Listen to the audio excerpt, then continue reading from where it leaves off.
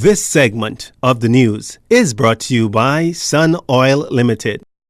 Welcome back. The Bahamas Department of Corrections is where you will find Sharon McQueen. This considering the 42-year-old was this afternoon formally charged with the May 3rd Hospital Lane murder of Anton Barron Roberts. Apart from the murder charge, McQueen is also accused of having an unlicensed firearm and 15 live rounds of ammunition, to which he pleaded not guilty. He was represented by attorney Nathan Smith.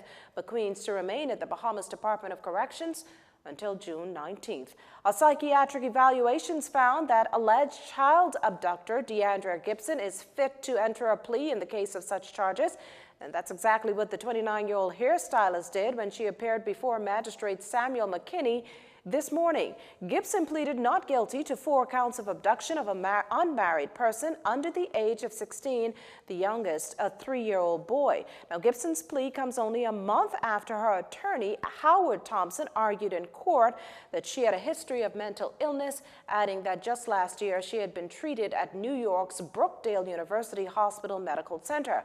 Now, having opted to have her matter heard in the Supreme Court, Gibson will enter a plea again. As the magistrate court was not at liberty to grant her bail, Gibson was remanded to the Bahamas Department of Corrections until June 24th. A late-night shooting, the focus of a police investigation here in the capital. Police telling us a man was standing in front of a home on Dunmore Street off Blue Hill Road shortly before 10 last night when the occupants of a blue Nissan vehicle opened fire in his direction, hitting him before speeding off. The victims listed in stable condition in hospital.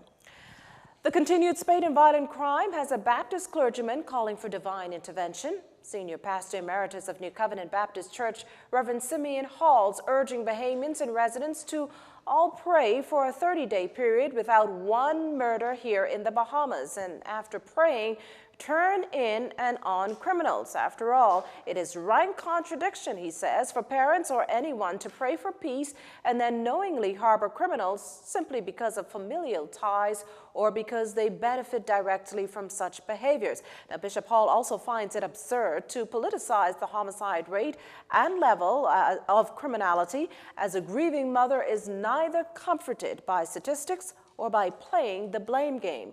Last week saw 2 double homicides, the first at Porterski Dock Tuesday night, the other in White's Addition Camp Road Wednesday morning. Police have since confirmed that on Saturday, a 25-year-old male was taken into custody in connection with the Porterski incident. A check on sports up next. This segment of the news has been brought to you by Sun Oil Limited.